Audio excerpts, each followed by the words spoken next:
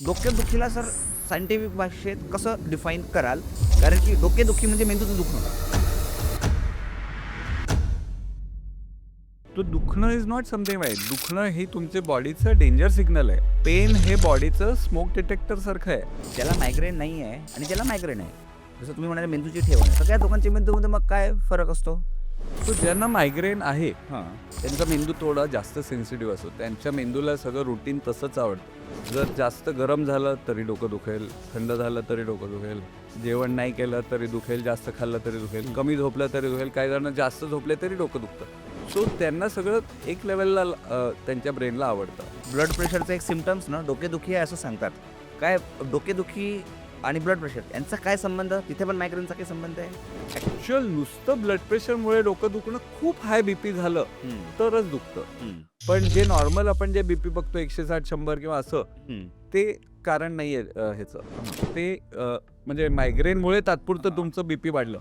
Migraine हा माझ्या मते मेंदूचा आणि मनाचा, कारण दोन्ही एकच आहेत, त्याचा आजार आहे. सो तुम्ही तुमचं मन जर रिलॅक्स राहिलं, तुम्ही जर शांत आणि इफ यू आर सुखी असाल तर मायग्रेन वाढणार नाही किंवा होणार नाही. हं?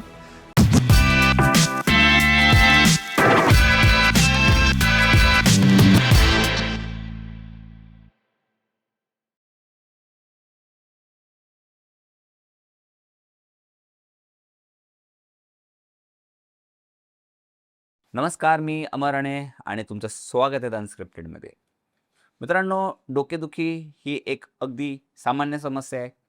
प्रत्येक व्यक्ती आयुष्यात कधी ना कधीतरी डोकेदुखी अनुभवतो. आजही तुम्ही तुमच्या मित्राला विचारा, की "बाबा रे, तुला मागच्या 10 दिवसात डोकेदुखी झाली होती का?" तर तुमच्या 10 पैकी 8 मित्रांचं ना उत्तर होकारच असेल. आणि मग काय केलं तर फार्मसीत गेलो, मेडिकल स्टोअरला गेलो आणि एक कुठलीतरी क्रोसिन किंवा कुठली गोळी घेतली आणि आता बरं वाटतंय. पण मित्रांनो, ही डोकेदुखी जी आहे, ही एक मोठी समस्या आहे आणि या समस्येला वैद्यकीय भाषेतनं समजून घेणं आवश्यक आहे. आम्ही डोकेदुखीला वैद्यकीय भाषेत सामान्य लोकांना कळेल अशा भाषेत समजून घेण्याचा प्रयत्न आजच्या पॉडकास्टमधनं केलाय आणि या विषयावर आपल्यासोबत बोलण्यासाठी होते पुणा हॉस्पिटल पुणे येथील न्यूरोलॉजी विभागाचे विभाग प्रमुख आणि ज्येष्ठ मेंदुरोग तज्ज्ञ डॉक्टर सुधीर कोठारी सर. सुधीर कोठारी सरांसोबत चर्चा केली आणि त्या चर्चेतनं मायग्रेन हा कॉन्सेप्ट कळला. मायग्रेन असलेल्या व्यक्तीचा मेंदू आणि दुसऱ्या ज्याला कुठलाच मायग्रेन किंवा डोकेदुखी नाही अशा व्यक्तीचा मेंदू, या दोघांमध्ये एक मूलभूत फरक असतो. तो देखील त्यांनी या पॉडकास्टमध्ये एक्सप्लेन केलाय. मित्रांनो, डोकेदुखी हे विचारताना सांगितलं, की "सर, डोके फक्त मायग्रेनमुळे दुखतं की नाही मला माहीत नाही. पण असे लोकही असतात जे आमच्या समोर आले तर डोकं दुखतात." त्यावर त्यांनी खूप चांगलं उत्तर दिलं आहे. याशिवाय डोकं दुखणे हे मायग्रेन किंवा ज्याला आपण म्हणू शकतो, की फार गंभीर नसलेल्या विकारांशिवाय आणखीन कुठल्या विकाराचं लक्षण आहे का? कारण की डोकेदुखी हा विकार तर आहेच, पण हे लक्षणसुद्धा आहे. आणि या पॉडकास्टमध्ये आम्ही माइंडफुलनेस आणि मेंदूला निरोगी कसा ठेवायचा यावरही चर्चा केलेली आहे. मित्रांनो, डोकेदुखीला समजून घेण्यासाठी हा पॉडकास्ट शेवटपर्यंत बघा. तुम्हाला डोकेदुखीचे नवीन आयाम कळतील. तर चला सुरू करूया पॉडकास्टला. A podcast with doctor Sudhir Kothari sir. परंतु सुरू करण्यापूर्वी चॅनलला सबस्क्राईब करा आणि बेल आयकॉनवर क्लिक करा. त्यामुळे तुमचे पुढचे नोटिफिकेशन्स मिस होणार नाहीत. तर चला सुरू करूया. सर नमस्कार. स्वागत आहे तुमचं पॉडकास्टमध्ये. नमस्कार. कसे आहात सर? मजेत बोलो. येस. सर, आज आम्ही आमच्या जवळचा एक तर यूथच्या पण आणि मोठ्यांच्या पण सगळ्यांच्या ज्यांना डोकं आहे, त्या सगळ्यांच्या जवळचा आम्ही विषय घेतोय, डोकेदुखी. आणि एक समजून घ्यायचं आहे, की डोकेदुखी आम्ही सहज म्हणतो आणि आम्ही कधी-कधी म्हणतो, की आम्हाला मायग्रेनचाही त्रास आहे. तर डोकेदुखी समजून घ्यायचं आहे, मायग्रेन समजून घ्यायचं आहे. बरं. सुरू करण्यापूर्वी मी फक्त माझं एक ओपिनियन तुम्हाला किंवा मी या तुम्हाला गोष्टीकडे काय काय वाटतंय? हां. बघतो ते मी एकदा सांगतो. सर, डोकेदुखी हा एक विकार आहे असं मला वाटतं, अ, की मला डोके दुखतं माझं. दर 15 दिवसाने, 1 महिन्याने प्रचंड डोकं दुखतं. हा मला विकार आहे असं मी समजतो. आणि अनेकदा मला असं वाटतं, की डोकेदुखी हे लक्षण पण आहे वेगवेगळ्या विकारांचं. ते कदाचित फार डेडली ब्रेन ट्यूमरसारख्या विकारांचं लक्षण असू शकतं किंवा अगदी ज्याला आपण म्हणू शकतो, की चष्मा लागतोय त्याचंही लक्षण असू शकतं. म्हणजे साधी गोष्ट किंवा काहीतरी खूप सीरियस पण. सीरियस. तर त्यामुळे तर आता मला आपल्या या पॉडकास्टमधनं हे डिकोड करायचं आहे. डोकेदुखी डिकोड करायची आहे पहिलं. दुसरं, नेमकी कुठली डोकेदुखी आम्ही बिंग पेशंट कसं ओळखणार हे आम्हाला दुसरं डिकोड करायचं आहे. आणि तिसरं सगळ्यात महत्त्वाचं म्हणजे ज्याच्यासाठी आहे, हे सर उपाय पाहिजे याच्यावर. म्हणजे तुमचं जे दर 15 दिवसाला दुखते डोकं ते दुखतं कसं त्याच्यावर कमी उपाय. दुखायचं. येस. ठीक आहे, बोलू आपण. तर येस. तर सर माझा पहिलाच प्रश्न, डोकेदुखीला सर सायंटिफिक भाषेत कसं डिफाईन कराल? कारण की डोकेदुखी म्हणजे मेंदूचं दुखणं का? नाही, डोकं दुखणं म्हणजे डोक्यात मेंदूपेक्षाही काही वेगळ्या गोष्टी आहेत. कान आहे, दात आहेत, हं. डोळे आहेत. हं. सो दाताचा त्रास झाला तरी डोकं दुखू हं. शकतं. कानात काही असेल तरी डोळ्याचं असेल तरी डोकं हं. सो डोकं दुखणं म्हणजे मेंदूचंच दुखणं असं नाही. हं. पण बऱ्याच वेळा डोकं दुखतं ते लोकं डोळ्याच्या डॉक्टरकडे जातात हं. किंवा सगळं बाकी करतात आणि शेवटी मेंदूचा विचार करतात. सो उलटं करायला पाहिजे. हं. जेव्हा डोकं दुखतं सगळ्यात महत्त्वाची गोष्ट डोक्यात मेंदू आहे. मेंदू आहे. सो तो मेंदूला काहीतरी त्रास होतोय म्हणून ते दुखतं. आपल्याला कुठेही दुखतं तेव्हा त्या भागात किंवा तिथे जे काही आहे त्याच्यात त्रास होत असतो. हं. सो तुम्हाला पायाला जर दुखतंय तर बहुतेक काटा टोचला असतो किंवा हं. तुम्ही खूप चालले असता आणि म्हणून ते पायाचे मसल्स थकून जातात, म्हणून पाय दुखतात. तसंच डोकं जेव्हा दुखतं हं. काहीतरी मेंदूला हं. त्रास झालाय किंवा तुम्ही दिलाय. हं. तुम्ही काहीतरी त्रास होणारी गोष्ट झाली किंवा तुम्ही ओव्हर काहीतरी केलेलं आहे आणि म्हणून डोकं दुखतंय. ओके. तर डोकं दुखणं जर थोडं आणखीन आपण पहिले सायंटिफिक थोडंसं टर्म समजून घेऊ आणि मग लेमन लँग्वेजकडे सो जाऊ. पहिली गोष्ट हं. दुखणं हं. हे तुम्ही आत्ता काहीतरी वाईट गोष्ट आहे अशा दृष्टीने बघताय. अगदी. तो दुखणं इज नॉट समथिंग वाईट. दुखणं हे तुमच्या बॉडीचं डेंजर सिग्नल आहे. हं. जर तुमच्या घरात किंवा तुम्ही हॉटेलमध्ये जाता, हं. तिथे स्मोक डिटेक्टर्स असतात. हं. ते कशासाठी असतात? आग की लागली. आग लागली तर ते समजायला. हं. ते नसेल, ते बंद पडलं तर आग लागेल, ते जळून जाईल खोलीत तरी हं. समजणार नाही. बरोबर. तसंच पेन हे बॉडीचं स्मोक डिटेक्टर सारखं आहे, हं. की कुठेतरी टिश्यू डॅमेज होतोय, काहीतरी त्रास होतोय, लक्ष द्या. That is what. सो जेव्हा तुम्ही चालताय आणि एकदम तुमचं अनवाणी चालताय आणि तुमच्या समोर काहीतरी काटा आहे आणि हं. टोचतात, तर हं. तुम्हाला इमिडिएटली तो सिग्नल जातो ब्रेनला, बरोबर, की काहीतरी बरोबर. टोचतंय, पाय हं. काढा, तिथे समथिंग इज गेटिंग हर्ट. हं. मग तुम्ही पाय काढता किंवा सेम वे काहीतरी गरम हाताला लागला, तुम्ही का बाजूला बरोबर. घेता.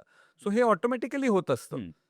प्रॉब्लेम कधी येतो जेव्हा काही डॅमेज नाहीये हं. आणि तरी कंटिन्युअस दुखत राहतं. त्याला आम्ही वेगळे न्यूरोपॅथिक पेन म्हणतो किंवा ब्रेनच्या ह्याच्यात की नर्व्ह पण डॅमेज नाही. कधी-कधी न्यूरोपॅथिक पेन म्हणजे काय, की जी सिस्टीम आहे, हं. हं. समजा तुमच्या अंगठ्याला लागलं, हं.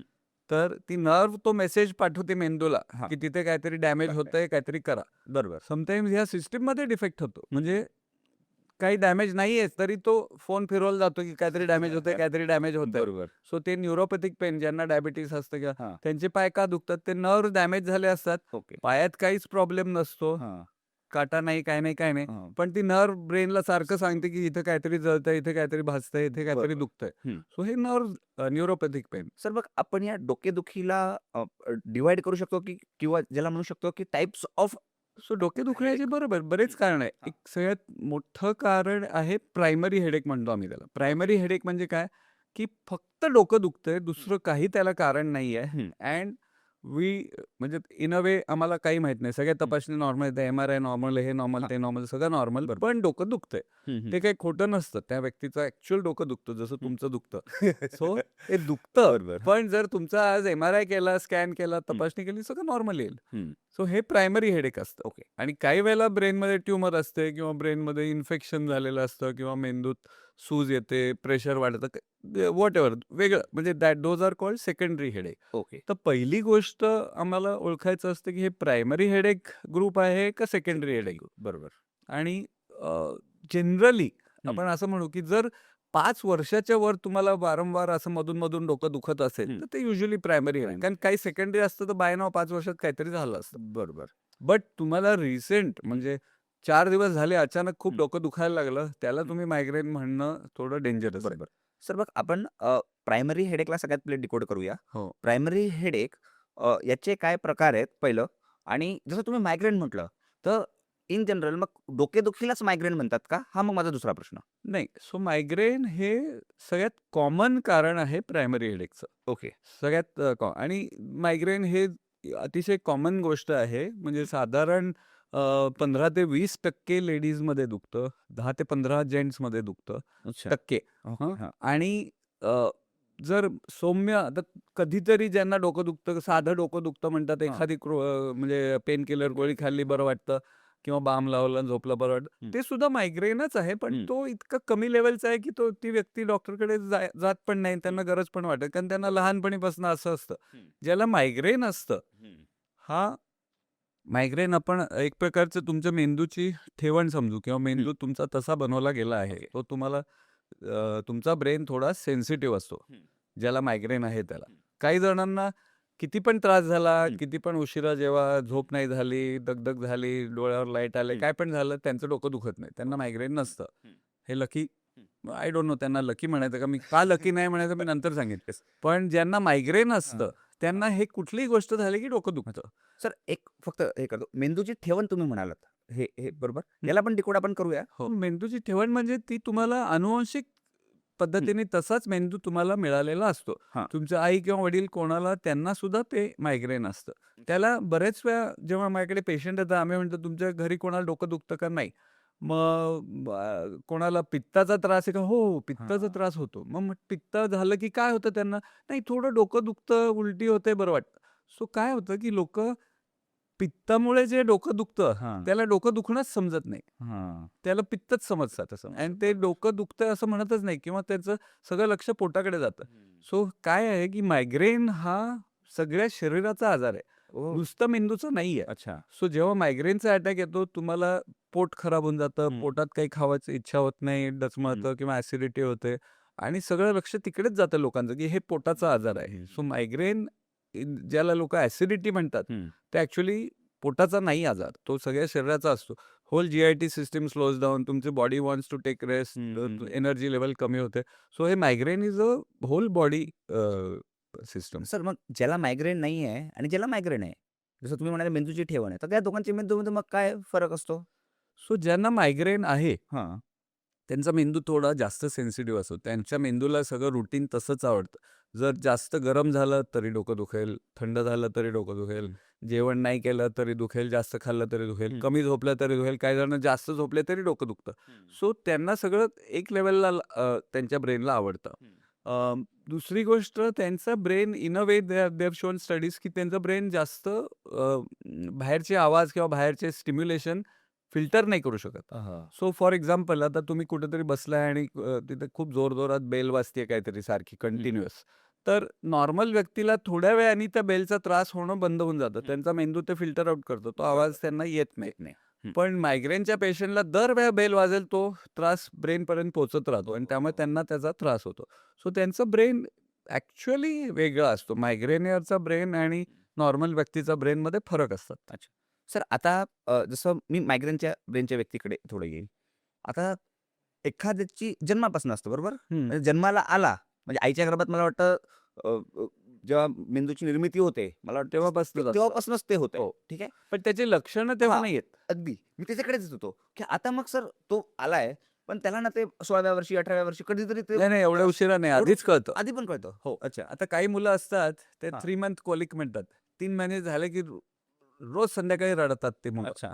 लहान बाळ हो, असतात. बरोबर, बरोबर. हां, त्याची बरेच वेळा कारणं कळायला नाही. पण आता हे बघितलं गेलंय की ज्यांना हे असं 3 मंथ कोलिक असतं, हां. त्याला ते आपलं जुनं काय ते ड्रॉप्स असायचे ते, हो, कोलिकचे ड्रॉप्स असतात हां, ते. हां. तर ते देतात. हां. हे काय त्याचं कारण कोणाला समजलेलं नाही. हं. बट बरेच वेळा ही मुलं पुढे जाऊन त्यांना मायग्रेन होतं. सो ज्यांना, किंवा सेकंड ग्रुप असतो असा, हां. की ज्यांना काही कारण नाही, 1.5-2 वर्षाची मुलं असतात, अचानक एकदम पळत-पळत आई-वडिलांच्या आईला पकडतात आणि चक्कर येते म्हणतात. 1-2 मिनिटं चक्कर येते आणि जाते त्यांना. हां. सो ह्याला पॅरोक्सिस्मल व्हर्टिगो ऑफ चाइल्डहूड म्हणतात. हो. ह्या मुलांना पण नंतर जाऊन मायग्रेन होतं, अच्छा.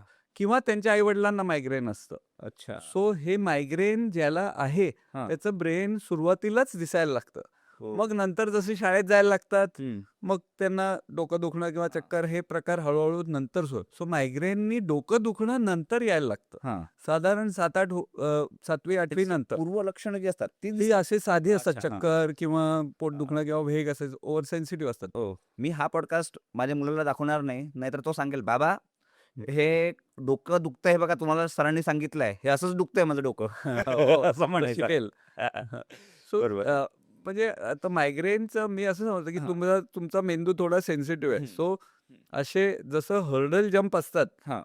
तुम्ही ग्राउंडमध्ये ते पाहिलेत कसे ते हो, हो. अगदी. हां. सो असे एक एक हर्डल्स अडथळे जसे आयुष्यात यायला लागतात हां. तेव्हा डोकं दुखणं सुरू होतं. सो अच्छा. फर्स्ट टाइम आता माहित नाही मला हल्लीचं काय शिकवण, पण फर्स्ट टाइम मी पूर्वीचे तरी जे पेशंट 7वीत आले की डोकं सुरू व्हायचं. अच्छा. का 7वी पर्यंत परीक्षा नसायची. 7वी हां. पर्यंत त्यांचं Chill अभ्यासाचं हे राहायचं सगळं थोडंसं. ठीक हां. आहे. जो नोबडी बॉदर्ड. हं. 7वी मध्ये एकदम करिक्युलम सडनली एकदम वाढतो हं. आणि बरेच लोक ज्यांना हेडेक होणार असतं पुढे, ज्यांना मायग्रेन असतं त्यांचं 7वीत सुरू होतं. आणि ज्याला 9वी पर्यंत नाही दुखलं हं. त्याला युजली मायग्रेन नाही होत. बरोबर. कारण 9वी 10वीत डोकं नाही दुखलं तर बहुतेक त्या मुलाला मायग्रेन पुढे होणार नाही. सो मायग्रेन 40, 45, 50 वर्षाचा व्यक्ती झाला आणि डोकं दुखायला लागलं आणि म्हटलं मला मायग्रेन निदान केलं, युजली ते चुकीचं. हो. तुम्हाला जर मायग्रेन असेल ते आधीपासूनच असतं. अच्छा. सर आता जो 7वी-8वीतला मुलगा आहे, अ, त्याचं आता मी थोडंसं डायग्नोसिसकडे किंवा कुठलं मायग्रेन रिस्की आहे, की आता डॉक्टरांची गरजच आहे, या गोष्टीकडे मी येतो. मी प्रश्न पहिले एक पूर्ण असा करतोय, की 7वी-8वीत डोकं दुखतंय, कंटिन्युअस दुखतंय. त्यावेळेस माझ्यासाठी एक कारण होतं, शाळेला शाळेला सुट्टी मारण्याचा 2 कारण होतात. एक पोट दुखणं, एक दुसरं डोकं दुखणं. बरोबर. दोन्ही बाहेरनं कळत नाही. हां. आधी तुम्ही ओळखू शकत नाही माझं डोकं दुखत आहे की येस, नाही. येस. आणि खूपदा पालकांना असं वाटतं, की हा नाटकच करत असेल. एवढं कसं काय वारंवार डोकं दुखतं? तर तिथे जर डोकंदुखी ॲड्रेस केली, तर मायग्रेनचं निदान होऊ शकतं का? आणि कुठलं मायग्रेन आता मेडिकल इंटरव्हेन्शनची गरज आहे. आता तुम्हाला डॉक्टरकडे गेलंच पाहिजे. नंतर येऊ त्याकडे हां, कधी ठीक इंटरव्हेन्शन आहे. आणि हां, काय इंटरव्हेन्शन. ठीक आहे. पहिले पण बरेच वेळा अशी मुलं ज्यांना डोकं दुखतंय हं, हां, ते आई-वडिलांनी लक्षात घ्यायचं की कधी दुखतं. हं, सो जर दरवेळेला जर काहीतरी टेस्ट आली आणि हं, त्याच्या आधी दुखलं किंवा हं, परीक्षा आली, चाचणी एक्झाम व्हॉटएव्हर तेव्हा हं, डोकं दुखत असेल तर प्रोबॅबली मायग्रेन आहे. हं, ही मुलं बरेच वेळा आजारी पडतात परीक्षेच्या. हं, सो ताप येऊ शकतो, पोट दुखू शकतं, अंग दुखतंय काहीतरी हं, किंवा डोकं दुखतं. हं, ते काही ढोंग नाही करत आहे. हं, त्यांना ॲक्चुअल दुखतं. हं, बट ते त्यांना ती स्ट्रेस लेव्हल त्यांच्या मेंदूला झेपत नाही. हं. So you have to learn that आणि त्यांना शिकवायला लागतं की रेग्युलरली अभ्यास करा म्हणजे मग ते परीक्षा जवळ आल्यावर त्यावेळेला ताण नाही होत किंवा ते बाकीचं रुटीन नीट ठेवा. एक्सरसाइज आणि हे जर रेग्युलर ठेवलं तर त्याच्याने पण मेंदूला हेल्प होतं मायग्रेनच्या लोकांना. सो व्यायाम करणं, नीट झोप घेणं, टाईम टू टाईम जेवणं ह्या गोष्टी ह्या मुलांनी शिकायला पाहिजे. हं, आता 10वी नंतर नेक्स्ट परत 12वीला हं, हे येतं की हं, आता हं, कुठे ॲडमिशन घ्यायची, हं, जॉइंट एंट्रन्स आणि हे ते. हं, त्याच्यामुळे तेव्हा एक डोकेदुखी आहे. हं, ते झाल्यावर जेव्हा सुरुवातीला जॉइन होतात, हं. मग ते पहिलं वर्ष, दुसरं वर्ष इंजिनिअरिंगची म्हणा किंवा आर्किटेक्चर किंवा सगळी अवघड असतात. सो हो. तेव्हा सगळ्यांचं डोकं दुखतं आणि बरेच वेळा ज्यांना असतं ते तिथं त्यांना एकेकाला अडथळे येतात. हं. Next you will say is pass out झाला, हां. जॉब शोधायला लागला, जॉब मिळत नाही, तेव्हा डोके दुखतात. नवा जॉब आला, नवा बॉस आला, तेव्हा दुखतं. सो हे सगळं मुलींच्या केसमध्ये लग्न झालं की इट्स अ ह्यूज चेंज. मुलांच्या केसमध्ये सर. मुलींमध्ये जास्त आहे. अच्छा. नाही पण त्यांना मुलांना पण बदलून त्यांना दुसरीकडे जायला हां, लागतं. बरोबर, सो त्यांचं सगळंच वातावरण बदलून बरोबर, जातं. खरं आहे. सो त्यांचं ते घरी त्यांच्या प्रोटेक्टेड ह्याच्यात असतात. हं. And then suddenly they have to go तिथे सासू-सासरे बरोबर. हे ते सगळं हं, कितीही म्हटलं हं. तरी it is a huge change. बरोबर, बरोबर. खरं आहे. त्यामुळे तेव्हा त्यांना दुखतं. नेक्स्ट मी म्हणेन आयुष्यात जेव्हा जॉब स्ट्रेस असं हं, तसं हे असतंच की हं. यु नो आय-टीचे लोकांना फॉर एक्झाम्पल असाइनमेंट्स असतात आणि ते या विशिष्ट वेळेत ते संपवायचं. हं. तेव्हा त्यांना हेडेक होणार, त्यांना मायग्रेनचा त्रास होणार. हं. 40-45 नंतर सून आली की सुरू होतं. हां. सो हे each time. Then after that next stress will be when your husband or wife dies. हां, that is a huge stress again. आणि तेव्हा पण अदरवाईज युजुअली वय जसं वाढतं, हेडेक कमी व्हायला लागतो. मायग्रेन ज्याला असतं, हं, आपण असं म्हणू की थोडं त्यांचा मेंदू पण बदलतो, डोकं दुखणंच कमी होतं हं. आणि थोडं त्या वयात जर नाही झाले समंजस तर कधी होणार. त्यामुळे तेव्हा थोडे they learn how to handle their brain. त्यांना कळतं की आपल्या मेंदूला किती जमतंय, किती नाही. सो वय झाल्यावर युजुअली मायग्रेन कमी होतं. बरोबर. म्हणजे एकूणच हा जन्मापासून शेवटपर्यंत असतं. ट्रिगर करणारा आजार आहे किंवा जन्मात त्याची बीजं असतात जन्मापासून. तो वेगवेगळ्या तुम्ही आता ज्या गोष्टी सांगितल्या त्या गोष्टींना तो ट्रिगर होतो वयात Right. त्या कंडिशन्सनुसार बाह्य घटकांमुळे. हो. आणि तो मॅनिफेस्ट होतो किंवा तो मग डोकं दुखायला लागतं. बरोबर. बरोबर. आता सर आपण याचं एक डायग्नोसिस आपण कसं करावं? कारण की तुम्ही आता जे सांगितलं, आप एक सरळ सांगतो की हा मायग्रेन आहे. असं एक सरळ लोकं म्हणतात की आम्हाला मायग्रेन आहे. दुसरं आम्ही काय करतो खूपदा, आम्ही ना डोळ्यांच्या डॉक्टरकडे जातो. हो. हे आमचं तर डोकं डोळ्याचे दुखतंय. डॉक्टरांचं कसं आहे, तुम्ही हां. डोळ्याच्या डॉक्टरकडे गेला हां. तर इन जनरल कुठल्याही डॉक्टरकडे गेला हं. आणि डॉक्टरांनी तुम्हाला ब्लँक चिठ्ठी घेऊन पाठवलं, की हं. तुम्ही नाराज होता. हं. काहीतरी द्यावं लागतं. तसंच डोळ्याच्या डॉक्टरांना बिचार आय कांट ब्लेम देम. ते हं. 0.25 तरी नंबर देतील तुम्हाला. हां. हां. सो पण काय होतं, तो चष्मा घातला, की तुम्हाला तात्पुरतं थोडे दिवस बरं वाटतं. ही हां. दुसरी गोष्ट तुम्ही एक समजायला पाहिजे, की हां. Placebo effect. हां. डॉक्टरकडे गेला तुम्ही फीस भरले, हं. डॉक्टरने काहीतरी तुम्हाला तपासलं आणि नंतर हं. प्रिस्क्रिप्शन दिलं, चष्मा दिला किंवा काहीतरी गोळी दिली. तुम्हाला बरं वाटायलाच पाहिजे. हं. थोडे दिवस प्लॅसिबोमुळे तुम्हाला बरं वाटणार. हं. पण नंतर त्याचं मूळ काही दिवसांनी परत दुखायला लागतं. कारण चष्मा हा कारणच नसतं. हं. ज्यांना दिसायला त्रास होतोय, टीव्ही बघताना नीट क्लिअर दिसत हं. नाही किंवा वाचताना हं. स्ट्रेन येतो, त्यांना आय कॅन अंडरस्टँड की हं. चष्म्यामुळे त्यांच्या डोक्याला त्रास होतो म्हणून डोकं दुखतं. हं. पण अदरवाईज हे मोस्ट ऑफ द टाईम चष्मा ही चुकीची आहे. तसंच बरेच वेळा मायग्रेन त्याचं चुकीचं निदान होतं सायनस. कॉमनेस्ट कारण मी तुम्हाला सांगितलं हो. ॲसिडिटी. ॲसिडिटी. हां. सो तुम्हाला जोक वाटेल हां. आणि सगळ्यात जास्त मायग्रेन पेशंट्स कोणाकडे जातात? हं. कुठल्या डॉक्टरकडे जातात? पोटांच्या? पोटाच्या. हो. गॅस्ट्रोएंट्रोलॉजिस्ट सी मोर मायग्रेन दॅन न्यूरोलॉजिस्ट. हो. गॅस्ट्रोएंट्रोलॉजिस्टकडे कारण आपल्याकडे सगळ्यांना वाटतं पोट म्हणजे पित्ताचा त्रास म्हणजे पोटाचा त्रास. सो ते हं. पहिले गॅस्ट्रोएंट्रोलॉजिस्टकडे जातील, हं. स्कोपी वगैरे करून घेतील, त्याच्या गोळ्या घेतील, नाही येत असले ॲसिड मग मायग्रेनच्या गोळ्या ते गॅस्ट्रोएंट्रोलॉजिस्ट देतात. हं. त्यांनाही माहिती आहे हे मायग्रेन आहे. हं. So migraine is the commonest cause of पोटाचा त्रास जे गॅस्ट्रो आहे. हं. मग नेक्स्ट सेकंड स्पेशालिटी कोणाकडे जातात? ENT. ENT. कारण दुःख असं समोर जर ज्यांचं समोर दुखतं हं. आणि मग ज्या वेळेला दुखतं तेव्हा थोडंसं स्लाइटली चोंदल्यासारखं हां. होतं तेव्हा बरोबर. आणि ते एक गोळी खाल्ली, दुसऱ्या दिवशी बरं वाटतं. बरोबर. सो जे लोकं म्हणतात मला दर 1-2 महिन्यांनी सायनसचा अटॅक येतो हां. आणि तो असा छोटा सायनस असतो 1 दिवसात बरं. हां. सायनुसायटिस म्हणजे काय असतं, की नाकात जे बाजूला सायनस असतात असे हवा भरलेले ते बोन्समध्ये हवा हां. भरलेले असे स्पेसेस असतात. हां. ते चोकअप होतात आणि त्याच्यात पससारखं तयार होतं. अच्छा. त्याला सायनुसायटिस म्हणतात. हं. सो ज्याला सायनुसायटिस होतं ते इन्फेक्शन आहे. ते पू झालेलं असतो ऑलमोस्ट हं. आतमध्ये. हं. ते 1 दिवसात बरं नाही होणार. त्याला अँटिबायोटिक हे ते आणि ENTकडे गेल्याशिवाय 4-5 दिवस ते बरं नसतं होत. हं. पण ज्यांना हे असलं खोटं सायनस होतं, की हां. दर महिन्याला 2 महिन्याला दुखतं, एक गोळी खाल्ली दुसऱ्या दिवशी बरं वाटतं. मग त्यांना बऱ्याच वेळा थंडी एक्सपोज झालं की होतं. हां.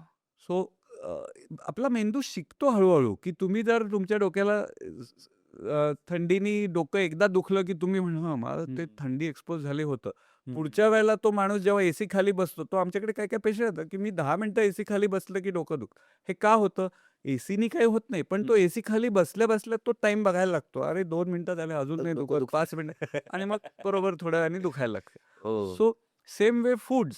हं. काय-काय जेवणाचे पदार्थ खाल्ले ते म्हणतात, मी तूर डाळ खाल्ली की डोकं दुखतं, मी हे खाल्लं की डोकं दुखतं. ती खाल्ली की त्यांना माहिती असतं आज दुखणार आहे हं. आणि दुखतं त्यांचं. अगदी. सो ॲक्चुअली फूडचं स्टडीज केलेले हं. फार काही नाही. मे बी रेड वाईननी काही जणांना दुखतं, मे बी डार्क चॉकलेटनी कोणाला दुखतं. बट असं काही नाहीये की ह्याच्यानी दुखेलच. There are many patients with migraine. मी हं, स्वतः हं. आहे. चॉकलेट खातो, मला काही होत नाही. पण काही जण म्हणतात मायग्रेनवाल्यांनी चॉकलेट नाही खायला पाहिजे. हं, हं. चॉकलेटनी तुम्हाला चांगलं वाटत असेल, तर तुमचं डोकं दुखणार नाही उलटं. उलट. बरोबर, बरोबर. आता सर काही एक्सटर्नल फॅक्टर्स असतात, जे ना डोकेदुखीला ट्रिगर करतात. हं. तसं तुम्ही तर पूर्ण लाईफचा पूर्ण प्रवासच सांगितला, की शेवटपर्यंत कसं दुखणार आहे. पण मी ते मुद्दाम ते ट्रिगर्स सांगतो. सो उदाहरणार्थ असे काही लोक असतात आपल्या आयुष्यात, ते समोर आलं कीच डोकं दुखायला लागतं. सो सी तुमच्या डोक्याला त्रास होणारी गोष्ट जर असेल, हां. तर ते डोकं इथे आपण एक फार विशिष्ट किंवा फनी गोष्टीवर येऊ. मी एक तुम्हाला एक माझ्या मित्राची गोष्ट सांगते. डॉक्टर स्वतः. हो. तर आम्ही मुंबईला चाललो होतो कॉन्फरन्सला हां. आणि ते म्हटले, "अरे, मी 15 दिवसापूर्वीच मुंबईला जाऊन आलो एअरपोर्टला आणि आल्यावर दुसऱ्या दिवशी एवढं डोकं दुखलं." मी म्हटलं, "का रे?" नाही म्हणे, "ते माझी मेहुणीला पिकअप करायला गेलो होतो. ती ऑस्ट्रेलियाहून आली, तिला पिकअप करायला गेलो होतो एअरपोर्टवर हां. रात्री." मी म्हटलं, "हो का? एअरपोर्टवर होतो?" म्हटलं, "नाही रे, पण विचित्र. 1.5 महिन्यापूर्वी माझ्या भावाला मी पिकअप करायला गेलो तेव्हा नाही दुखलं." सो कसं असतं, की जी गोष्ट तुम्हाला करायची असते, हां. वॉन्ट टू असते, हां. त्याच्याने डोक्याला त्रास नाही होत. पण जी हॅव टू असते, जायचं नाहीये पण आता बायकोची बहीण आहे, जावंच लागेल, मग अच्छा. दुखतं. सो जेवढे आयुष्यात तुम्ही हॅव टूचे वॉन्ट टू कराल, हां. ते बरं. सो ती व्यक्ती जर तुमच्या समोर येणारच असेल, हां. तुमची बॉसच आहे, हं. ती नाही आवडून चालणार नाही. यू हॅव टू हं. स्टार्ट लाइकिंग, की तो हं. ओके, तो येणार आहे. हां. सो त्या जेवढ्या तुम्ही गोष्टी डोक्याला त्रास होणाऱ्या हं. कमी कराल, हं. तितकं डोकं कमी दुखेल. क्या सो मी अगदी सिंपल हे म्हणतो, मायग्रेन म्हणजे काय? मायग्रेन ही प्रवृत्ती आहे तुमच्या मेंदूची हम्म.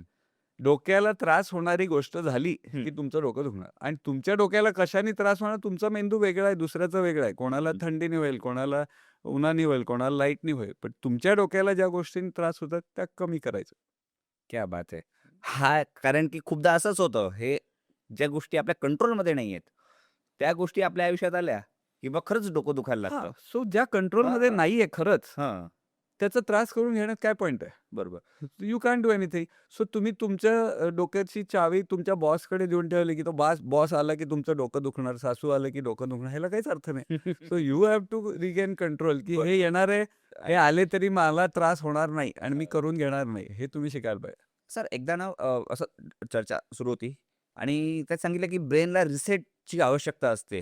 ब्रेनला जेव्हा रिसेटची आवश्यकता असते, ते डॉक्टर म्हणाले की तेव्हा ब्रेन शटडाऊन होतं. तर त्याचं एक लक्षण डोकेदुखी आहे. So- तर त्याबद्दल काय सांगू शकाल? सो मायग्रेन हे बरेच लोक किंवा बरेच डॉक्टर आणि न्यूरोलॉजिस्ट सुद्धा मायग्रेनला विकार समजतात. तो हं. काही दोष नाहीये. हं. मायग्रेन माझ्या मते आणि बरेच असे स्पेशलिस्ट ज्यांच्या मते मायग्रेन ही तुमच्या मेंदूची एक डिफेन्स मेकॅनिझम आहे, डिफेन्स सिस्टीम आहे. हं. जेव्हा मेंदूला त्रास होणारी गोष्ट होते एक लिमिटच्या वर, तुम्ही असं समजा की माझ्या पुस्तकात मी लिहिलंय, हं. प्रेशर कुकर असतो, हं. तो एका विशिष्ट लेवल पर्यंत येतो, ते उकळायला लागतं सगळं, हं. आणि एक विशिष्ट लेवल आली की ती शिट्टी वाजते आणि मग प्रेशर कमी होतं.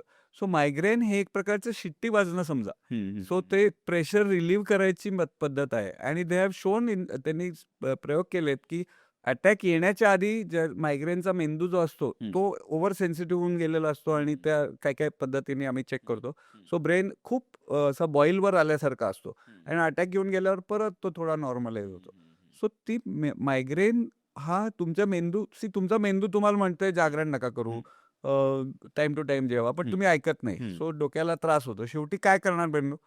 तुम्हाला मायग्रेनचा अटॅक आणतो, डोकं दुखायला लागतं, त्या दिवशी तुम्हाला झोपवून राहायला लागतं, तुम्हाला काम कमी करावं लागतं, तुम्हाला आवाज नाही आवडत, लाईट नाही आवडत. सो बेसिकली तुम्ही मेंदूला रेस्ट देताय. बरोबर. आणि जसे प्राणी हायबरनेशन करतात, हां, हां, हां. हे पोलर बेअर्स वगैरे, ते जाऊन हिवाळ्यात 2-3 महिने जाऊन ते बर्फात जाऊन बरोबर. झोपून राहतात आणि जस्ट शांत मेल्यासारखे पडून राहतात. आपले बेडूक पण. तर तसे हां, बेडूक. हां. सो हे सुद्धा हायबरनेशन आहे. फक्त हे 1 दिवसाचं हायबरनेशन आहे किंवा काही तासांचं, की ते काही तास तुम्ही जगापासनं मेल्यासारखे वागता. हां. मला आवाज नकोय, मला लाईट नको, कोणी मला येऊन डिस्टर्ब करू नका, पट्टी बांधून पडून राहायचं आणि मग नंतर next day you are coming out आणि एकदम फ्रेश वाटतं, कारण तुमची शिट्टी वाजली आहे. काय सर, आता एक असा प्रश्न, तुम्ही मगाशी सांगितलं की हे पेशंट्स सगळ्यात पहिले तर गॅस्ट्रोएंट्रोलॉजिस्टकडे जातात किंवा ENT सर्जनकडे जातात किंवा डोळ्यांच्या डॉक्टरकडे जातात. हो. पण यांना ट्रीट करणारे डॉक्टर हे न्यूरोलॉजिस्ट असतात, बरोबर? नाही, सगळेच ट्रीट अच्छा. करतात ना. किंवा यांच्यासाठी प्रायमरीली कुणाकडे जायला पाहिजे पण? अशी हे इतकी कॉमन गोष्ट आहे हां. की तुम्ही जनरल प्रॅक्टिशनरकडे पण तुमचं मायग्रेन ट्रीट करतील, हां. तुमचे फॅमिली फिजिशियन म्हणजे MD डॉक्टर पण करतील, हं. पोटाचे डॉक्टर पण करतील, ENT जर त्याला नेमकं हे होतं ENT पण करतील आणि ब्रेनचे डॉक्टर पण. सो ज्याला खरंच खूप सिव्हिअर होतंय आणि ते साध्या पातळीवर नाही होत, त्यांनीच न्यूरोलॉजिस्टकडे जावं. सगळ्यांनी न्यूरोलॉजिस्टकडे जायची गरज नाहीये, कारण it is very common. Sir, ती सिव्हिअरिटी थोडी एक्सप्लेन करू शकाल की ही सिव्हिअरिटी आहे आणि आता न्यूरोलॉजिस्ट हवेत? म्हणजे तुमचं बरेच वेळा काय होतंय की तुम्ही खाताय, गोळ्यांवर गोळ्या खाताय. आता पेन किलर, जेव्हा डोकं दुखतं आम्ही वेगळे पेन किलर्स घ्यायला सांगतो. आता ऑफकोर्स मायग्रेनमध्ये पण काय काय असे गोळे निघाले आहेत ज्यांचं नाव मायग्रेनशी संबंधित, असं वाटतं की ही स्पेशल मायग्रेनसाठी गोळे. असं काही फार नाहीये. ते उगाच जास्त महाग होतं आणि आपलं एक मानसिकता झाली की महाग म्हणजे जास्त चांगलं. आता तर एक नवी गोळी निघाली आहे, जवळजवळ 1,000-1,200 रुपयाची एक गोळी फॉर 1 अटॅक ऑफ मायग्रेन. ती माझ्या मते हे असल्या गोष्टी वर्थ नाहीये. सो जेव्हा हे 10-20 रुपयाच्या गोळीने तुमचं डोकं बरं होऊ शकतं, there is no need for stronger. But मायग्रेनला फर्स्ट ट्रीटमेंट आहे तो अटॅक तेव्हा कमी करणं. सो त्याला आम्ही अक्यूट अबॉर्टिव्ह ट्रीटमेंट म्हणतो, की जेव्हा दुखतंय तेव्हा मला पहिल्यांदा बाकी तुमचं भाषण नको, काय करायला पाहिजे, जेवायला पाहिजे वगैरे, ते सगळं नंतर. आत्ता you want relief of the headache. So ते तुम्हाला गोळी घेऊन तसं करा. जर तुम्हाला महिन्यातनं एखादी गोळी लागते, 2 गोळ्या लागतात फक्त, काही कोणाला भेटायची गरज नाही. जसे बरेच पेशंट किंवा लोक करतात की डोकं दुखतं, एक सॅरिडॉन किंवा असली काहीतरी गोळी खातात आणि केमिस्टकडनं घेऊन, आणि त्यांना बरं वाटतं. त्यांना कुठे जायची गरज नाही. ज्यांना 2दा पेक्षा जास्त दुखतंय किंवा ते इतकं दुखतं की सहन होत नाही, मग त्यांना they have to go to a doctor. पण डॉक्टरकडे जाऊन लोकांना काय वाटतं की 3 महिन्याचा कोर्स केला म्हणजे माझा मायग्रेन बरा झाला. हां. सो तुम्ही तुमचा मेंदू काही बदलू शकत नाही. बरोबर. त्या गोळ्यांनी जोपर्यंत तुम्ही गोळ्या खाता, ती मायग्रेन जरी तुम्ही जेवण नीट टाईम टू टाईम नाही केलं, जरी झोप थोडी कमी घेतली, जरी डोक्याला त्रास तुमचा जो काही होतोय तो चालू राहिला, तरी तेव्हा त्या काळात डोकं थोडं कमी दुखेल, ह्या गोळ्या रोज खाल्ल्यामुळे. बट ते काही क्युअर नाही करत. ते एका पद्धतीने तुमचं पेन ब्लॉक करतात आहे. सो हे कोर्स जे आपली एक मानसिकता असते की काहीतरी कोर्स केला आणि बरं केलं मायग्रेन, किंवा माझ्याकडे पेशंट येतात, मला 6 महिन्यापूर्वी मायग्रेन झाला. 6 महिन्यापूर्वी मायग्रेन नाही झाला. तुम्हाला जन्मता मायग्रेन आहे. तो 6 महिन्यापूर्वी ट्रिगर झाला. ट्रिगर झाला आणि ते शोधा काय कारण आहे. आत्ता मायग्रेन अचानक झाला आणि तो या गोळ्या खाऊन क्युअर झाला असं नाही. मायग्रेन क्युअर होऊ शकत नाही. बरोबर. सर, मी काही आणखीन प्रश्न काढून आणले आहेत, की जे मी सहज आसपासच्या लोकांना, माझ्या स्टाफला विचारले आहेत. तर ते प्रश्न घेऊ सर आपण? हो, घ्या. हां, मला ना एक इंटरेस्टिंग, म्हणजे तुम्ही त्याचं उत्तर दिलेलं आहे, पण त्यांनी विचारलं म्हणून मी सांगतो. ते असं म्हणतात, की कुणी रागवलं किंवा माझ्या मनासारखं झालं नाही, तर ना माझं डोकं दुखतं. हे मायग्रेन असेल? बरोबर आहे ना. शेवटी काय आहे, डोक्याला त्रास तुम्ही त्या गोष्टींनी कोणीतरी रागवलं किंवा तुमच्या मनासारखं झालं नाही, तर तुम्ही काय म्हणजे why do you think you are so special? नेहमी तुमच्या मनासारखं का व्हावं? सो जर तुमच्या मनासारखं नाही झालं, तर थोडा त्रास कोणालाही होईल. असं काय म्हणजे आपण काय देव माणूस नाही किंवा हे नाही की मनासारखं नाही झालं तर. पण किती त्रास करून घ्यायचा हे तुमच्यावर आहे. तुम्ही ते शिकायला पाहिजे की दरवेळी आपल्या मनासारखं नाही होणार, त्याचा त्रास नाही करून घ्यायला पाहिजे. तो तुम्ही त्रास केला तर डोक्याला त्रास होणार आणि डोकं दुखणार. दुखणार. तर त्यावर उपाय म्हणजे? सो काय होतंय की मायग्रेन हा मेंदूचा आजार आपण ट्रीट करतोय. मायग्रेन नुसता मेंदूचा आजार नाही. मायग्रेन मनाचा आणि मेंदूचा दोन्ही. मेंदू आणि मन सेपरेट नाही करू शकत. नाही करू. अगदी. सर, एक ना असा प्रश्न आला होता, की आम्ही विशिष्ट प्रकारच्या पोश्चरमध्ये बसलो, की आमचं डोकं दुखतं. तर असं होतं काही? असं असतं काही मायग्रेनशी संबंध असावा त्या नाही. डोकेदुखीचा? मी तुम्हाला म्हटलं तसं प्रत्येक माणूस वेगळा असतो. हां. त्या कोणाला ते पोश्चरनी जर तो त्या पोश्चरमध्ये गेला आणि एक दिवशी त्याचं डोकं दुखलं, हां. पुढच्या वेळेला तो त्या पोश्चरमध्ये जाईल तेव्हाच तो म्हणतो, आता मी पोश्चर घेतली अजून का नाही दुखत आहे. सो ते त्या अच्छा. पोश्चरनी काय डोकं दुखायला प्रॉब्लेम. आता- आता कसं आहे, वाकून खूप काम केलं, काहीतरी केलं तर मान दुखते. हां. मायग्रेनच्या लोकांमध्ये मानदुखी पण हे कॉमन कारण आहे. अच्छा. लोकांना काय वाटतं समोर दुखणं म्हणजेच मायग्रेन किंवा अर्ध शिशी होणं एकच बाजू म्हणजे ज्यांचं अर्ध डोकं दुखतं कधी राईट कधी लेफ्ट, हे टिपिकल मायग्रेन आहे. पण सगळ्यांना तसंच होतं असं नाहीये. आणि बऱ्याच लोकांना मान दुखते as a part of migraine. आता ना मायग्रेन विथ ऑरा आपण बोललो नाही. मायग्रेन विथ ऑरा काय असतो, एक साधारण 10-15% मायग्रेनच्या पेशंटला मायग्रेनचा अटॅक यायच्या आधी असं डोळ्यासमोर चमचम चमचम काहीतरी व्हायला लागतं. हो. असे समोरनं लाईट्स किंवा समोर तुम्ही बसलाय तर मला तुमचा अर्धा चेहरा दिसत नाही किंवा पॅची दिसतो, असं व्हिज्युअल डिस्टर्बन्स होतो. तो व्हिज्युअल डिस्टर्बन्स 5-10 मिनिटांनी जातो आणि मग एकदम सिव्हिअर डोकं दुखायला. काही जणांना मायग्रेन ऑरामध्ये एकदम एका बाजूला मुंग्या येतात किंवा एक बाजू जड झाल्या तर त्यांना पॅरालिसिस अटॅक आल्यासारखं भीती वाटते. पण ते सुद्धा मायग्रेन असतं. जर रिपीटेडली म्हणजे त्यांना वर्षानुवर्ष असं फर्स्ट टाइम मुंग्या आल्या तर तुम्ही पहिलं स्ट्रोक नाहीये हे बघायला पाहिजे. पण जेव्हा वारंवार तुम्हाला असं होत असेल आणि तुमचं वय 25-30 असेल, then probably it is migraine with aura. Okay. एक असं होतं, की आता हे पुन्हा हँगओव्हर चं जे आहे, की रात्री मद्यपान केलं आणि दुसऱ्या दिवशी डोकं दुखतंय. तर याचा काही मायग्रेनसोबत संबंध आहे का? असं पण एक प्रश्न आलाय. मायग्रेनशी नाहीये, पण कदाचित ज्याला मायग्रेन आहे त्यांनी आदल्या दिवशी खूप दंगा मस्ती केली तर त्याचं दुसऱ्या दिवशी जास्त दुखणं ज्याला मायग्रेन नाही त्याच्यापेक्षा त्याचा ब्रेन जास्त सेन्सिटिव्ह आहे. पण इन एनी केस बेसिकली अल्कोहोलनी काय बरेच दुष्परिणाम होतात. तुमची झोप, लोकांना काय वाटतं दारू घेतल्याने झोप चांगली होते. ऍक्च्युली दारू घेतल्याने झोप खराब होते. सो तुम्हाला लवकर झोप लागते पण नंतर ती क्वालिटी ऑफ स्लीप एकदम खराब असते. जेव्हा आपण स्लीप मेजर करतो आम्ही वेगवेगळ्या पद्धतीने, तर ड्रिंक्स घेतल्यावर जी झोप असते दॅट इज नॉट रिफ्रेशिंग, ती नीट नाही होत. आणि त्यामुळे लोकांना जे काही जण वाटतं की एक आपलं नाईट कॅप रोज घ्यायचं रात्री आणि मग झोपायचं, ती झोप लागेल लवकर पण नंतर एक साधारण 1.5-2 वाजता ते झोपे त्या अल्कोहोलचा इफेक्ट कमी होतो आणि मग झोप एकदम खराब होऊन जाते. त्यात पण तर तो प्लासेबो नाही आहे, की आता एवढं अल्कोहोल घेतलं तर आता लागेल झोप, आणि ते घेतलंच नाही तर झोप लागेल, हां. झोप लागते, लागते. पण क्वालिटी ऑफ झोप इज नॉट म्हणजे त्याला झोपेवर आपण कधी बोलू, पण झोपेचे पण स्टेजेस असतात, क्वालिटी ऑफ स्लीप असते, रिफ्रेशिंग पाहिजे ती नाही होत. आता ना एक प्रश्न असा होता, की सकाळी उठल्यावर डोकं आणि डोळे जड वाटतात. तर हा मायग्रेनचा प्रकार असतो, की याच्यासाठी वेगळं काय? सो सी टिपिकली मायग्रेन ही म्हणजे जर तुम्ही बघितलं हं, की स्ट्रेसशी रिलेटेड असतं हं, किंवा लेट डाऊन ऑफ स्ट्रेस. म्हणजे हं, आता आम्ही बऱ्याच वेळा असं बघतो की तुमच्या घरी मुलीचं लग्न आहे. हं, तो खूप धावपळ, दगदग हे ते सगळे इन्व्हिटेशन पाठवा, ह्याला जा, हं, तिकडे जा, ते करा, सगळं फंक्शन.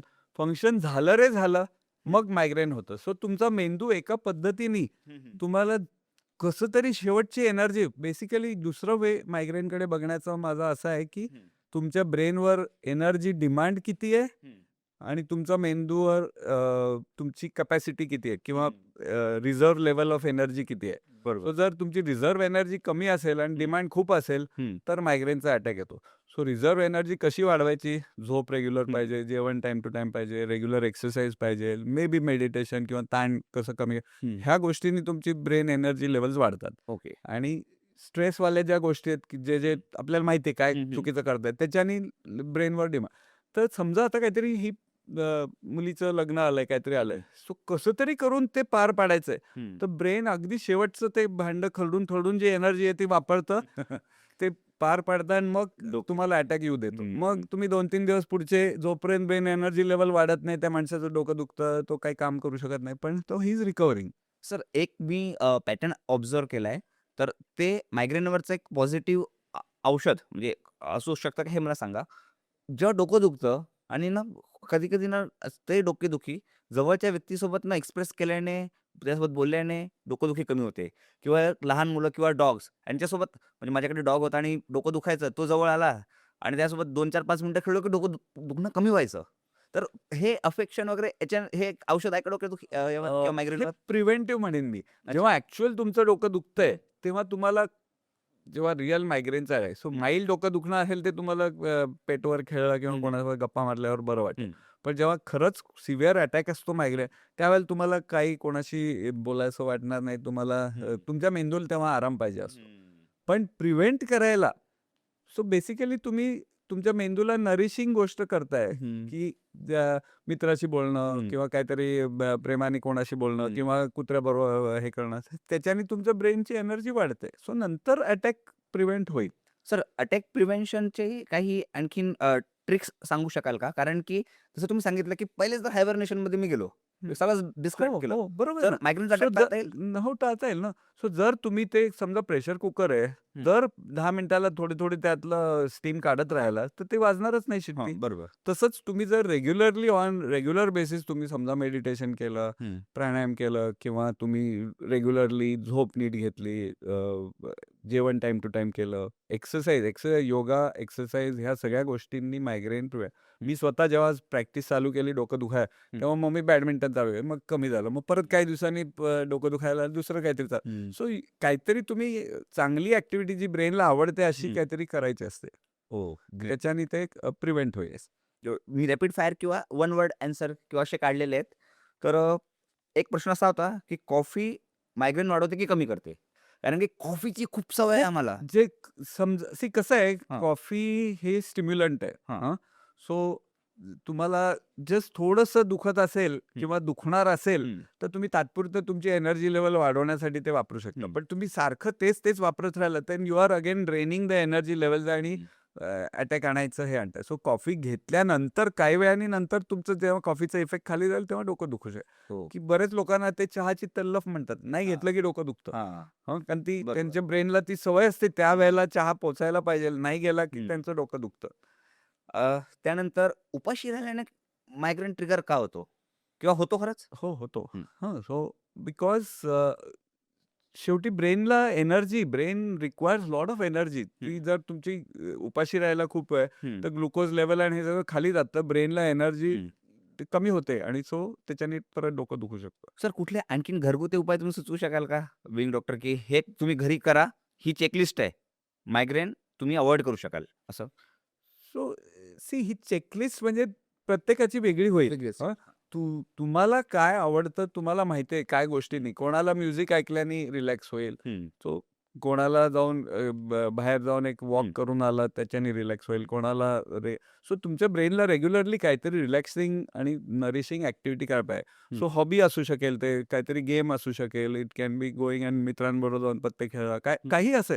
सो ज्या गोष्टींनी तुमचं ब्रेन रिलॅक्स होतं थोडं, हं. ते जरुरी आहे. नुसतं दिवसभर जर if you are only busy, काम करा, स्ट्रेस हे ते आरडाओरड, मग डोकं दुखणार. आणि मोबाईलच्या किती वापराने मायग्रेनचं ट्रिगर होतं किंवा असं होतं? मेजर नाही करू शकत, पण एक्सेसिव्ह कुठलीही गोष्ट झाली हां. की ती ब्रेनला त्रासदायक असणार. सो जर तुम्ही रात्री मोबाईल खूप वापरला, तुमची झोप खराब होणार आहे त्यानी. झोप नीट नाही झाली की मायग्रेन ट्रिगर होईल, किंवा खूप तुम्ही ते फोकस करताय हं. किंवा खूप निगेटिव्ह काहीतरी बातम्या ऐकताय, हं. वाचताय, ते डोक्यात नंतर विचार घुटत राहतात. सो त्याच्याने पण मायग्रेन ट्रिगर होईल. सर, आपल्या चर्चेमधनं मगाशी तुम्ही सांगितलं, की काही लोकांसाठी मायग्रेन असणं म्हणजे फायदेशीर पण असू शकतं. मायग्रेन असणं फायदेशीर कसं काय? ओके. सो पहिली गोष्ट, चार्ल्स डार्विन तुम्हाला माहिती आहे, हो, अर्थात. की त्यांनी जे एव्होल्युशन हे हां. चार्ल्स डार्विनचं स्वतःचं त्याला मायग्रेन असायचं. बरेच वेळा त्याला पुस्तक लिहायचं असायचं. हं. तो म्हणायचा माझं डोकं दुखतंय. सो मग कोणी त्याला त्रास द्यायचा नाही, म्हणजे त्याची बायको वगैरे, आणि मग जाऊन तो आपला नंतर पुसायचा. सो काही म्हणजे मायग्रेन हे लोकं वापरतात पण, आणि it can be useful also. आता आपल्याकडे जॉइंट फॅमिली सिच्युएशन असते. हं. त्याच्यात इन अ वे हं. जो जास्त आजारी तो जास्त फायदेशीर. हां? हां? बरोबर. स्पेशली खरंय, सुनांमध्ये. सो खरंय. कोण एक एक जण, म्हणजे मी जोकिंगली म्हणतोय, हो. पण एकीचं पाठ दुखते तर दुसरीचं डोकं दुखतं. हो. सो ते बरोबर. अल्टरनेटली हां. सुट्टी त्यांना मिळते त्याच्यामुळे. बरोबर, बरोबर. हे जोकिंगली म्हणतोय मी, हां. पण ॲक्चुअली होतं अच्छा. की लोकांना डोके दुखतं, आणि तेच एक त्यांचा चान्स आहे की ऑफ गेटिंग रेस्ट. हं. So is migraine beneficial? कसं आहे, ज्याला मायग्रेन नाहीये हं. आणि ज्यांना आहे, हे मायग्रेनचे काही जीन्स असतात, हं. जे जेनेटिकली ट्रान्समिट, म्हणून तर तुम्हाला आई-वडिलांकडनं ते येतं. बरोबर, बरोबर. हां. सो जर हे फायदेशीर नसतं, हं. तर एवढं वर्षानुवर्ष फ्रॉम टाईम, म्हणजे सुरुवातीपासून, म्हणजे ॲडम एंड इव्हच्या वेळेपासून पण हेडेक असणार आहे. हं. ते का टिकून राहिलंय? इतक्या 15-20% लोकांमध्ये जर तो जीन आहे, त्या जीननी काहीतरी सर्व्हायव्हल बेनिफिट आहे आपल्याला. बरोबर. सो सर्व्हायव्हल बेनिफिट हा आहे की because of migraine attack, your brain is protecting itself from over stimulation, from over exertion, आणि ब्रेनला रेस्ट मिळते. कदाचित ज्या लोकांना मायग्रेन नसतं, हं. कदाचित हे नोबडी हॅज प्रूव्ड, पण माझं असं फिलिंग आहे की त्या व्यक्तीला जसं पायाला कोणाला नर्व डॅमेज झाले, हं. तर त्याला पायाला टोचलेलं समजतच नाही, मग हं. पायाला जखमा होतात तरी त्यांना कळत नाही. हं. तसंच ज्याला मायग्रेन नसतं, हं. त्याच्या मेंदूला जखमा एका पद्धतीने होतील आणि त्याला समजणार नाही. हो. So he might get blood pressure, he might get some other आजार, कारण तो जागरण करत राहील, तो खाणं जेवण टाइम टू टाइम नाही करणार, त्याचं दुखतच नाही, त्यामुळे त्याला वाटतं सगळं चांगलं आहे. बरोबर. पण ज्याचं दुखतंय, एक प्रकारे बॅरोमीटर आहे त्याला, की महिन्यातनं एकदा किंवा दोनदा दुखलं ठीक आहे, त्यापेक्षा जास्त दुखतं, मी काहीतरी चुकीचं करतोय. बरोबर. सर, आता तुम्ही ब्लड प्रेशर सांगितलं. जेव्हा ब्लड प्रेशरचा एक सिम्प्टम्स ना डोकेदुखी आहे असं सांगतात. काय डोकेदुखी आणि ब्लड प्रेशर यांचा काय संबंध? तिथे पण मायग्रेनचा काय संबंध आहे? सो हे परत एक चुकीचं निदान केलं जातं, की मायग्रेन आहे, डोकं दुखतं. ज्या वेळेला तुमचं डोकं दुखतंय, त्यावेळेला तुम्ही डॉक्टरकडे गेला तर बीपी वाढलेलं सापडणार. हं. त्याचा अर्थ तुम्हाला ब्लड प्रेशर आजार झालाय असं नाही. जेव्हा सगळं चांगलं आहे, तुम्ही खुशीत बसलाय आणि तुमच्या हं. कुत्र्याबरोबर खेळताय, आणि तेव्हा पण बीपी वाढलेलं असतं. हं. ते ब्लड प्रेशर असतं. हं. सो ॲक्चुअल नुसतं ब्लड प्रेशरमुळे डोकं दुखणं, खूप हाय बीपी झालं हं. तरच दुखतं. हं. पण जे नॉर्मल आपण जे बीपी बघतो 160-100 किंवा असं, हं. ते कारण नाहीये ह्याचं. हं. ते ब्लड म्हणजे मायग्रेनमुळे तात्पुरतं तुमचं बीपी वाढलं. सो अशा लोकांचं आम्ही बऱ्याच वेळा म्हणतो, की थांबा, लगेच बीपीचं औषध चालू करू नका. 1-2 महिने चेक करा रेग्युलरली, आणि कधी-कधी ॲम्ब्युलेटरी बीपी मॉनिटरिंग करतो. म्हणजे एक मशीन लावतात, हं. त्यात 24 तास बीपी मोजलं जातं. हं. मग त्यात कळतं, की या व्यक्तीला जेव्हा रिलॅक्स असतो, डॉक्टरांसमोर आला तेव्हाच बीपी वाढते. घरी गेल्यावर बीपी नॉर्मल असतं. हं, हं, सो हं. त्यांना ब्लड प्रेशर नसतं. अच्छा. आणि सर, आता एक मी एक अभ्यास वाचला होता. म्हणजे मी ChatGPTलाच विचारलं. अ, ब ChatGPTने मला एक उत्तर पण दिलं, की मला वापर बंद कर म्हणजे डोकं दुखणं बंद होईल. पण मी विचारलं, की महिलांमध्ये आणि पुरुषांमध्ये या दोघांच्या तुलना केली, तर हो. कुणामध्ये जास्त डोकेदुखी आहे? म्हणजे ChatGPTने उत्तर दिलं महिलांमध्ये 60% म्हणतात महिलांना, आणि हं. 40% पुरुषांना. तर हे त्याचं कारण हां. Most likely is partly genetic असेल, पण most likely it is hormonal. अच्छा. आणि बायकांमध्ये हॉर्मोन्स, एस्पेशली सेक्स हॉर्मोन्स जे असतात, इस्ट्रोजन, हे वेगळे असतात हां. आणि ते आपल्यात नसतात. सो ते म्हणून पाळीच्या वेळेला सुद्धा जास्त डोकं दुखतं, कारण त्यावेळेला हे इस्ट्रोजन लेवल्स वाढतात. अच्छा. सो हॉर्मोनल इन्फ्लुअन्स खूप आहे ऑन मायग्रेन. सो हं. नुसतं एक्सटर्नल स्टिम्युलेशन म्हणजे बाहेरनं आवाज, बाहेरनं हं. स्ट्रेस झाल्यानेच मायग्रेन होतं असं हं. नाहीये. तुमच्या शरीरात पण काही बदल होतात, केमिकल लाईक हे इस्ट्रोजन, किंवा लो शुगर झाली, की हे झालं, काही पण खूप अदलाबदल झाले की मायग्रेन होतो. सर, आता आपण प्रायमरी हेडेक आणि प्रायमरी हेडेकमधलं एक महत्त्वाचं मायग्रेन हा विषय घेत होतो. ठीक. जे दुसरे प्रायमरी हां. हेडेक्स आहेत, हं. ते फार महत्वाचे नाही आहेत. द रेअर क्लस्टर हेडेक म्हणतो आम्ही त्याला, किंवा ते एक प्रकारचं डोकं दुखणं असं की वर्षांनी 2 वर्षांनी होतं. हं. एकच बाजू दुखते. हं. रात्री झोपायला गेलं की बरोबर अर्ध्या तासाने, 1 तासाने ते डोकं दुखतं झोपेत, आणि हं. जाग येऊन तो पेशंट एकदम सिव्हिअर डोकं दुखतं, आणि असं हे रोज 1 महिना, 1.5 महिना होत राहतं. सो ते मायग्रेनमध्ये असं टिपिकली होत नाही. मायग्रेनमध्ये टिपिकली जागा बदलतं, ह्या वेळेला इकडं, त्यावेळेला तिकडं, आणि असं झोपेत युजुअली मायग्रेन होत नाही. अच्छा. ठीक. आता एक फक्त शेवटचं मायग्रेनला आपण कन्क्लूड करताना की किंवा प्रायमरी हेडेकला कन्क्लूड करताना स्पेशली मायग्रेन, तुम्ही काय टिप्स द्याल की हे असं करा म्हणजे एकतर तुम्ही अव्हॉइड करू शकाल आणि हे आता तुम्ही हे असं जगायला पाहिजे? सो मायग्रेनचे लोकं, पेशंट चूक काय करतात, की गोळी खाल्ली, डोकं दुखणं कमी झालं, आणि देन दे कॅन डू. हं. मग ते पुढचं काम चालू ठेवलं. समजा आता तुम्ही पॉडकास्ट घेताय, तुमचं हं. आता डोकं दुखायला, आणि तुम्ही बाहेर जाऊन एक गोळी खाऊन आला, आणि पुढे पॉडकास्ट चालू ठेवला. तर ह्याच्यात प्रॉब्लेम काय होतं, की हळू तुमच्या मेंदूला ही सवय लागते, की त्रास होतोय तुम्हाला आत्ता, पण गोळी खाऊन तो त्रास तुम्ही तात्पुरता बरा केला, आणि जे काही गोष्ट आहे ती चालू ठेव. तसं नाही करायला पाहिजे. तुम्हाला जर मायग्रेनचा अटॅक येतोय, तुमचा मेंदू म्हणतोय मला आराम पाहिजे. So you take the painkiller tablet, आणि त्या दिवशी कसं तरी करून तुम्ही जेवढं काम कमी करता येईल, किंवा जे काही ते ब्रेनला त्रास होणार ती तेव्हा कमी करायला पाहिजे. जर तुम्ही हे नाही केलं, आणि तुम्ही नुसतं गोळी खाऊन पुढे चालू ठेवलं, हळूहळू काय होतं, तुम्हाला महिन्यातनं 2 गोळ्याच्या 3 होतात, मग 4 होतात. कारण तुम्ही डोकं दुखायला नाही पाहिजे ह्या गोष्टी शिकतच नाहीये. तुम्ही नुसतं डोकं दुखलं की कसं कमी करायचं हे शिकताय. सो मग हळू ते 4 गोळ्या, 5 गोळ्या, मग माझ्याकडे 10-10 गोळ्या, 15-15 गोळ्या महिन्यातनं, किंवा आता काही जण सकाळी गोळी खातात, दिवस बरा जातो, दुसऱ्या दिवशी परत दुखतं, परत खा. सो ह्याला क्रॉनिक डेली हेडेक म्हणतो आम्ही, किंवा मेडिकेशन ओव्हरयूज हेडेक. जर तुम्ही साधारण 5, 6, 7च्या वर महिन्यातनं गोळ्या खायला लागला, तर त्याच्यानी त्या गोळी खाल्ल्यामुळे परत ब्रेनमध्ये काही केमिकल चेंजेस होतात, आणि डोकं दुखायची प्रवृत्ती वाढते. सो तुम्हाला रोज दुखायला लागतं हळूहळू. सो महिन्यातनं एकदा किंवा 2दा दुखत असेल फक्त, तर गोळी घ्या, काही कोणाकडे जायची गरज नाही. त्यापेक्षा जास्त दुखत असेल तर नुसत्या गोळ्या खाऊन नाही, यू हॅव टू फर्स्ट, मी सांगितले त्या गोष्टी सिंपल घरच्या घरी ट्राय करून बघा. तरी कमी नाही होत असेल, मग you should go to a doctor and find out का तुमचं होतंय. मग डॉक्टर तुम्हाला गोळ्या देतील, ते काही क्युअर नका समजू त्याला. ते तुमचं जी काही समस्या आहे, किंवा तुमच्या लाईफस्टाईलमध्ये जे काही चुकतंय, ते जोपर्यंत तुम्ही हँडल करायला शिकत नाही, तोपर्यंत त्या गोळ्या खा. 2 महिने, 3 महिने खा.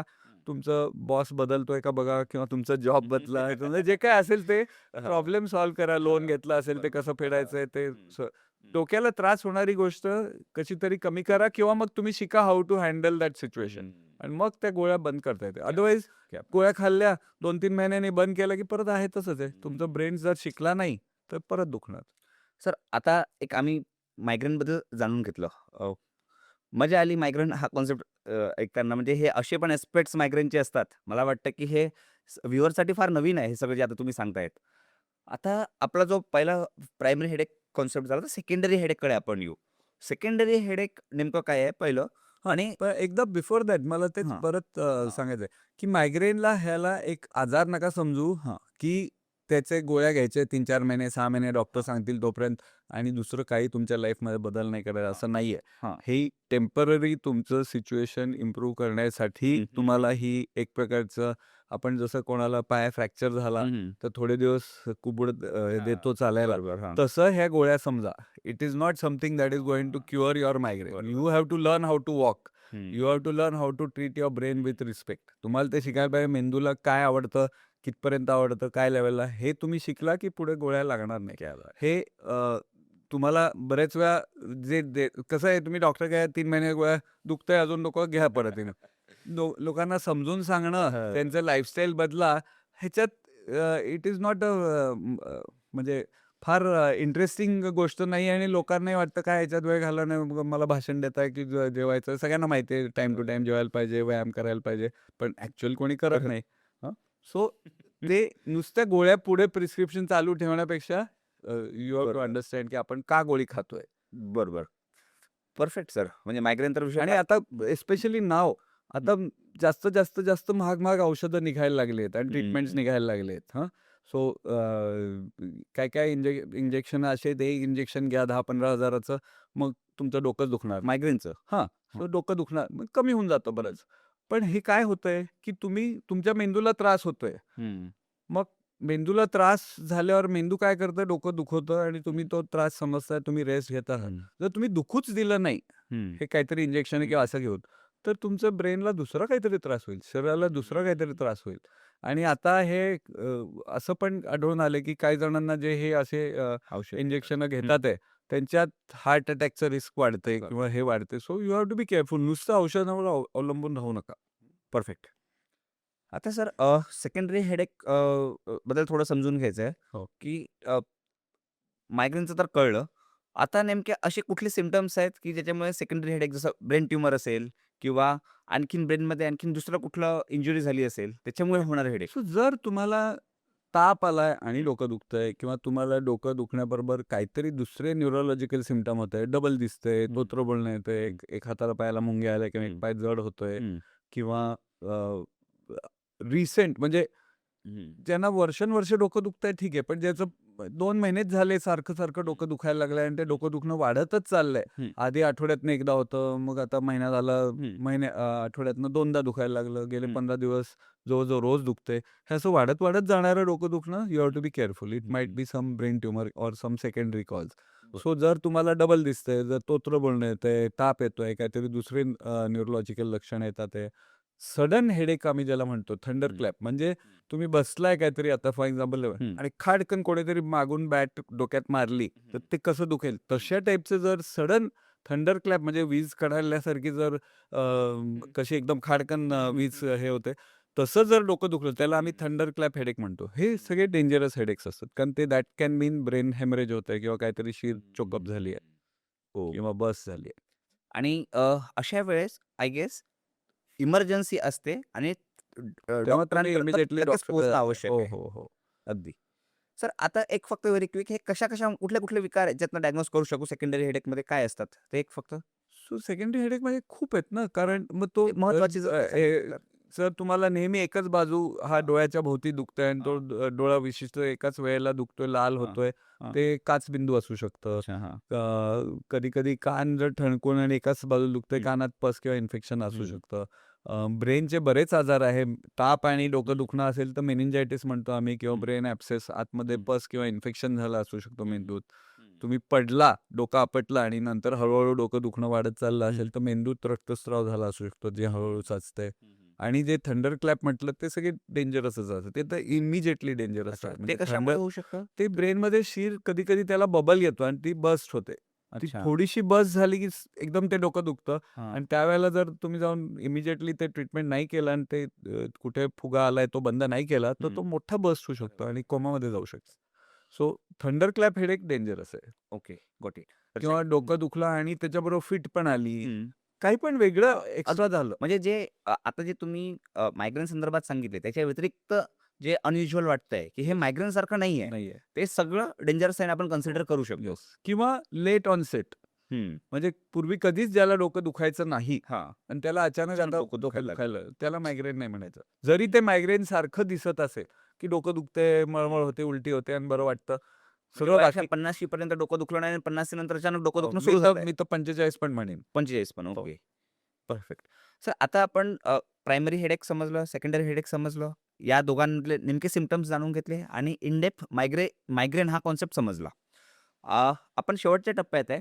शेवटच्या टप्प्यात आपल्याला थेट ऑडियन्सना सांगायचं आहे, की हे काय आहे नेमकं? डोकेदुखी किती महत्त्वाची आहे आणि तुम्हाला कधी डॉक्टरांपर्यंत पोहोचलं पाहिजे आणि कन्क्लुडिंग नोट हे सगळं तुम्हाला सांगायचं. ओके. सो मायग्रेन हा एक प्रकारचा मेंदूचा विकार आहे. हं. मायग्रेनमध्ये एक लक्षण, सगळ्यात महत्त्वाचं लक्षण डोकं दुखणं आहे. पण मायग्रेन बेसिकली जर तुम्ही खूप चालला तर तुमचा पाय दुखतो. तसं जर तुम्ही ब्रेन खूप वापरला किंवा नीट नाही वापरला, हं. तर मेंदू त्याच्या पद्धतीने सांगतो तुम्हाला. सो ते एक म्हणजे डोकं दुखणं, हं. काही जणांना डोळ्यासह चमचम, चमचम होणं किंवा लाईट्स हे होणं, कोणाला एक बाजूला मुंग्या येणं, कोणाला जस्ट फटीग वाटणं, ब्रेन कामच करत नाही, मेंटल फॉग म्हणतात, की कॉन्सन्ट्रेशनच करता येत नाही. सो ब्रेन त्याच्या पद्धतीने सांगतंय तुम्हाला, की मला त्रास होतोय, काहीतरी करा. आणि डायजेस्टिव्ह सिस्टमवर पण इफेक्ट होतो. म्हणून तुमचं पोट त्यावेळेला खराब होतं, काही खायची इच्छा होत नाही, मळमळ होते, उलटी होते. सो हे सगळे मायग्रेनचे लक्षण आहेत.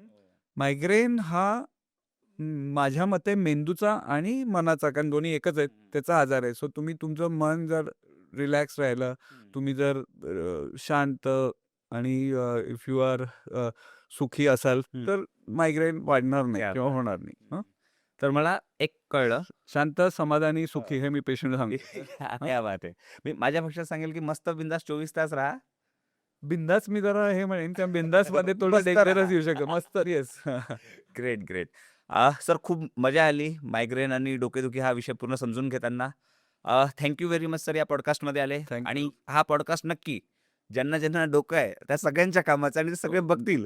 Thank you very much sir. Thank you. Yes.